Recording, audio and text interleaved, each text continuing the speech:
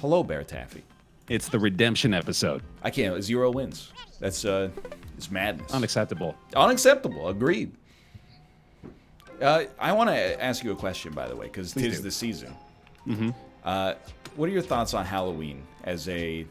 You're 28 years old? 29, yeah. 29. You keep trying to peg me a year lower than you for some reason. I always think you're 1 year younger than you are.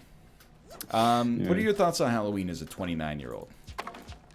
I never got into it completely. My mother loves it. She loves any excuse to decorate the house to extreme degrees. So she was a pro Halloween influence in my life for a good number of years. But since I have left that influence, my interest in the holiday, I think, has waned year by year by year to the point where now our secret life hack is to just shut the lights off. I like that. Not even worry about it. I think this year, since this is the first year in a new neighborhood, we should probably be kind and get some candy, especially because there's a ton of kids around us, so they'd be disappointed. But yeah, I think it can take a pass. Honestly, I'm not too into it. So we are kindred spirits, and I had it almost 1-to-1 the way we feel about this. But was your mother also heavily into the holidays? Dude, I'm so glad you brought that up, because I stopped celebrating Halloween when I was 10, which is like peak Halloween season, you know? You love candy, you can trick-or-treat maybe even by yourself at that point. I was going to say, like, what's the best year to go trick-or-treating? It might be when you're 10. It's got to be like 10, or I don't know. There's a certain electric sense when you're like a young teenager on Halloween.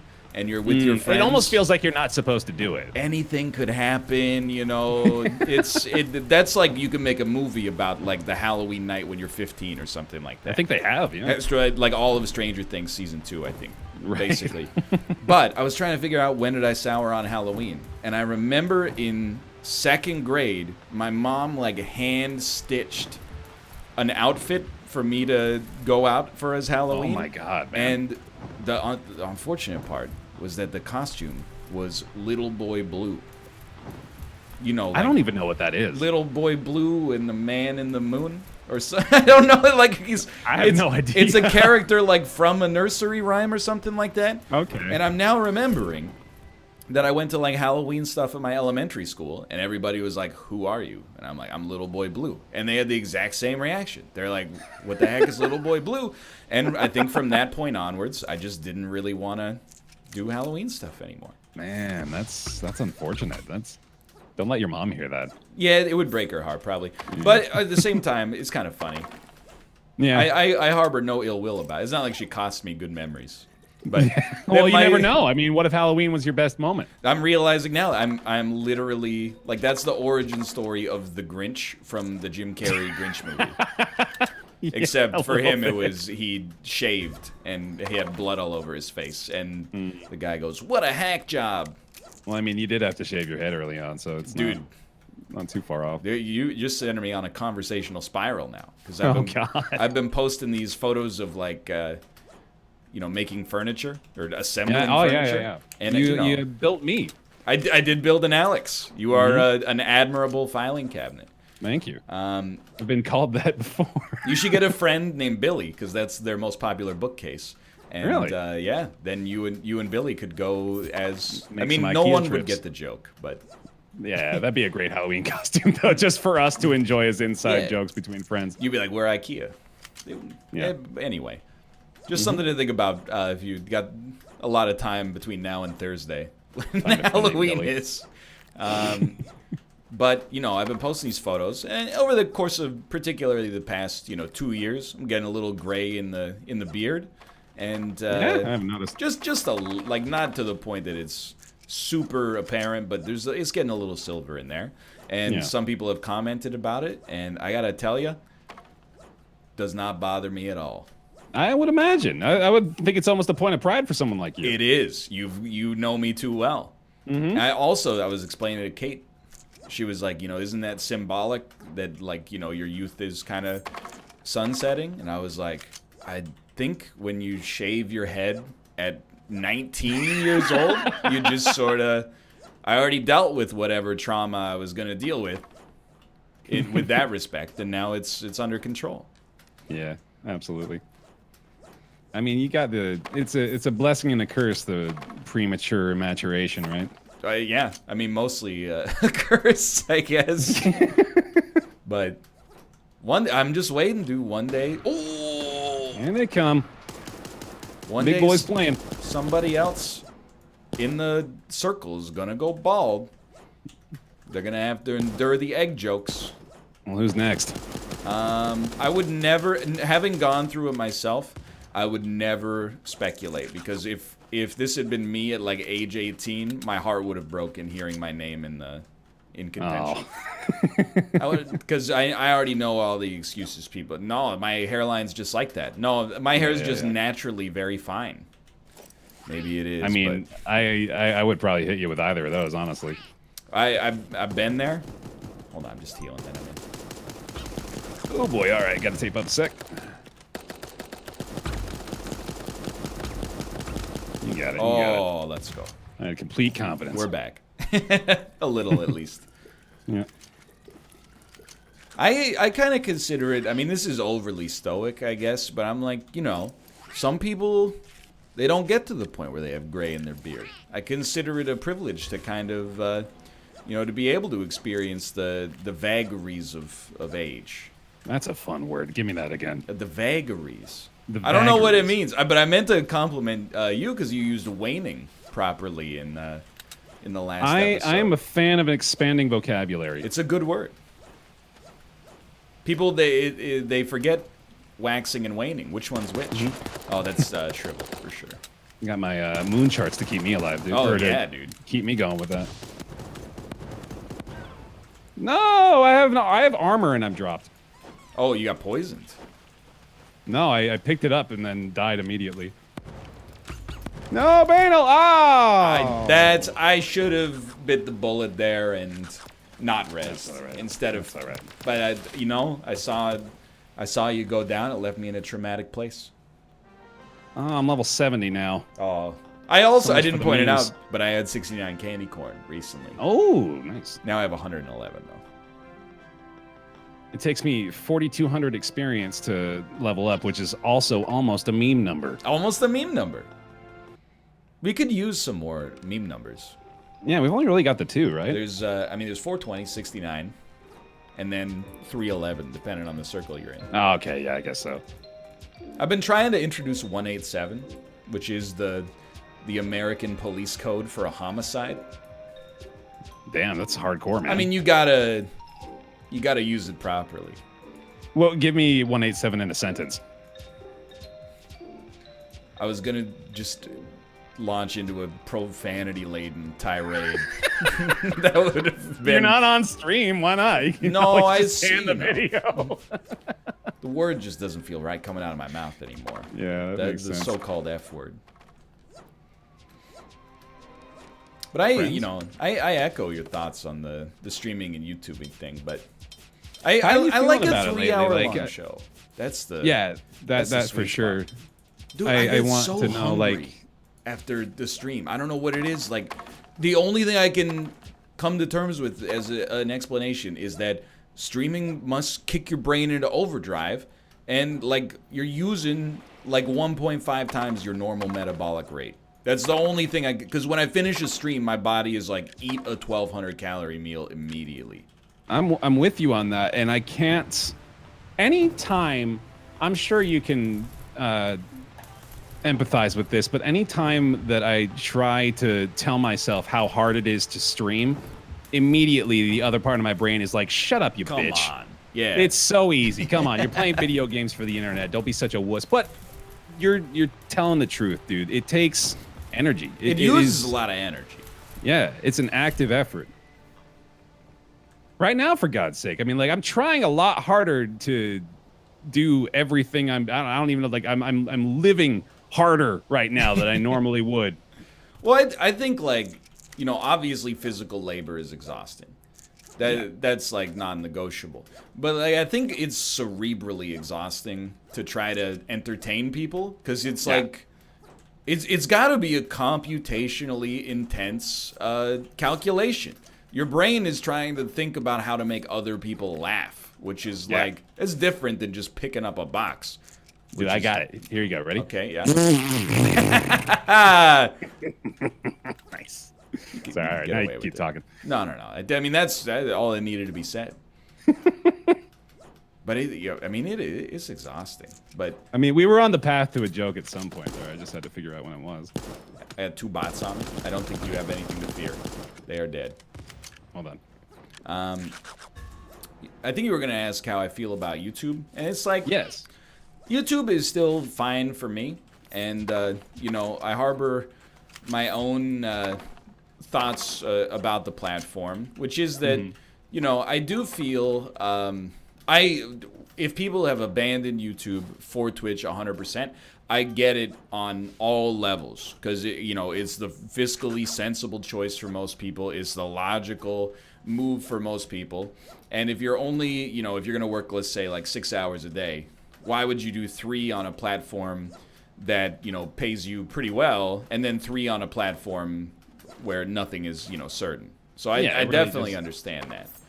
Yeah. But I also, I did feel like, right here. Oh, okay. It was back here. Where are you going? Oh, I'm going the wrong way. Right here. Is it, you got it? Oh, I thought you found a boy. That's my mistake. No, you got it. I felt like, you know, with the adpocalypse and stuff like that, it also let's go.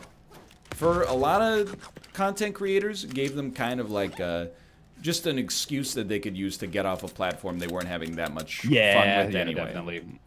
I mean, that was really they wanted to do it, but it's like you said, like they just had that final reason. Yeah, you almost it gives you that plausible deniability. So when like your fans are like, "Why haven't you made YouTube videos?" You're like, "Well, would you work for a company that doesn't respect you?" Apocalypse. Exactly. So, you know, and I can't say, you know, because everybody has different metrics on YouTube. But for me, like, it's been fairly consistent. There were good days back in, you know, like the 2014, 2015 days where you'd be like, you know, hey, here's a video of me making a fart noise with my mouth, for example, and you know, you wake up to like 2,000 new subscribers or something like that. Those days don't really exist anymore, but you know, on a community level, it's still going pretty well. I like it. Do you still pay attention to the growth as much as you used to? Not that much. Not really.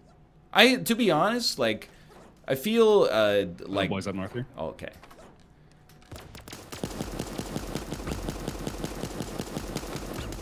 Knocked one. Ooh. Oh, that was tight. Sorry, I probably should not just roll over Okay. all of this stuff immediately, as I've been doing for the last hour and a half. I feel like I can't speak for you, but so I'll just speak for myself, and you can chime in as you see fit. But I feel like I'm blessed. Just say it, dude. Fuck it. That you know, by some stroke of kismet, there's a community that will watch essentially almost anything that I make, and you know, we don't really have great discovery. You know, we don't have tens of thousands of people a month being like, oh, I've never heard of this guy. Right. Which is, I suppose, you know, especially if you're just getting started, a little troubling. Oh my God. Hold on. You scared him. There we go. But on the other hand, it also feels like way better in some ways that I don't feel the need to like fight for the stuff that would get a lot of viewers. Or yeah, absolutely. Would raise your odds of getting more viewers. You're not chasing the golden goose anymore. Yeah, and I'm very grateful for that, because I think that it's let me become a much more stable kind of like content creator, because I'm able to make the stuff that I want to make. Absolutely. Oh, that felt all right. great. I see him. Sword fight, Banal. Oh, sorry.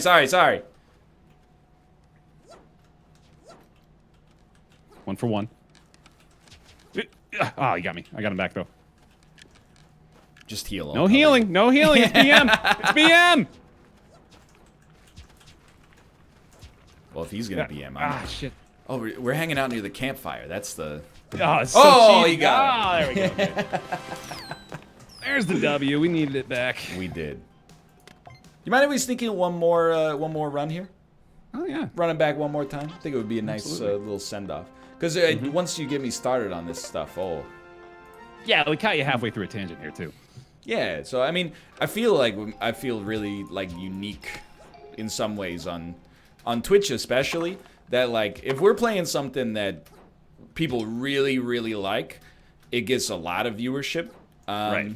And if we're playing something that people are like, I hate this and it sucks, it's still doing pretty well. It's not like, you know, like I'm a League streamer that's famous for League, and then when I play anything else, I get like 5 or 10% of my average viewer count. So in that way, I feel like I wouldn't trade my presence on the platform for anybody else's. No, I agree with you on that, honestly. I think you've got a pretty damn solid footing. It's wild, yeah.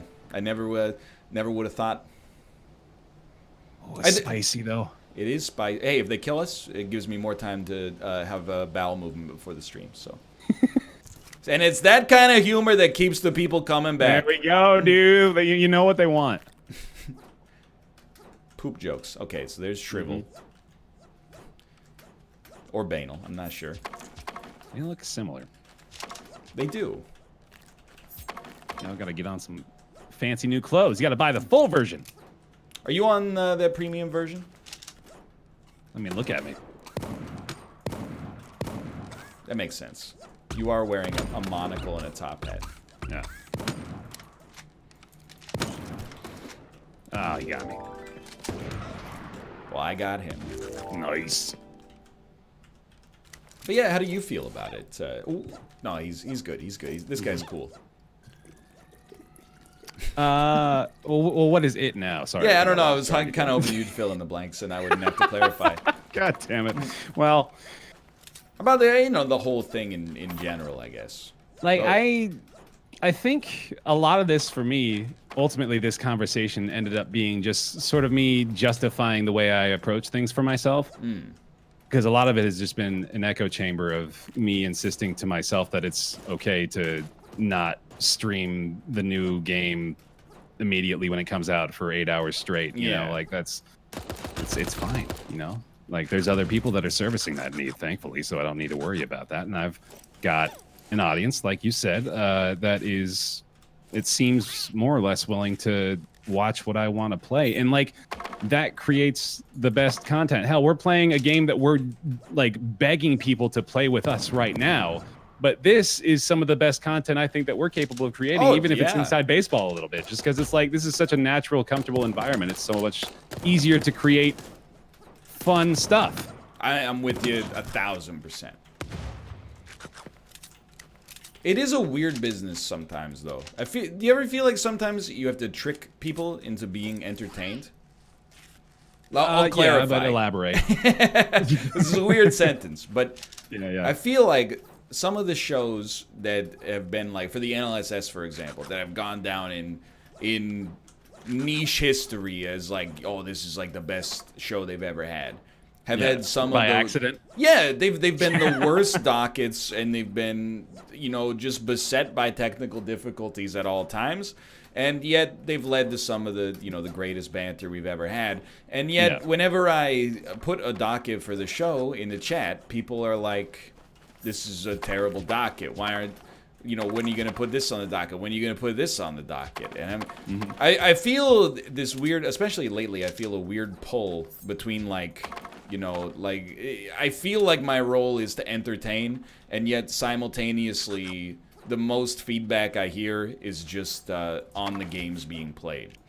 If that makes sense. Like I'm being graded on my ability to choose games that work well for the show instead of our ability to carry a show regardless of what's being played. That inherently is what's weird about the entire job, is the fact that, like, and I talk about this every now and then too, the fact that like inherently what we do is built off of the backs of others. Oh, like yeah. we really don't have a leg to stand on if we don't have any games to play. And like we can do a just chatting stream and talk to chat, and that's all well and good. There's a level 3 there if you want to grab that real quick. I will not because of the gas, but yeah, that's fair. But Yeah, like, I mean, God, if I didn't have Spelunky or Darkest Dungeon, I don't really have much of anything right now. So I feel you, man. And I don't know about you, but like when I see like content creators being rude to developers, it just makes my it's like the worst. Like the ickiest feeling. I'm just like, this person. I mean, for some of the YouTubers, like you're getting paid more than the developer, and your job quite literally requires almost no talent. Like, what qualifications do I have to do this job? I watched sitcoms a lot when I was a kid. I can't let you do that to yourself. I'm not. I don't even consider it like that being a lack of self-confidence. I just think of it like, anybody can be funny to some degree, but at the same time, I refuse to let you dismiss your own. Oh, thank you. Above average. Oh, you're too kind. No, let me. I'm gonna hit you with the appropriate phrasing here, so that you can't just dismiss it again. All right. Fair. You have to realize that you are funnier and smarter than most people. Straight up. Oh, now it's the first time anyone's ever told me that. It's true.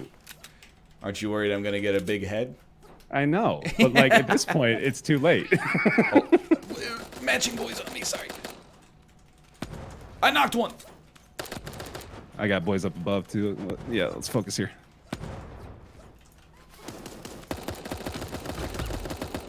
He's super weak. I'm gonna kill his buddy because I'm a terrible person. That's a good call.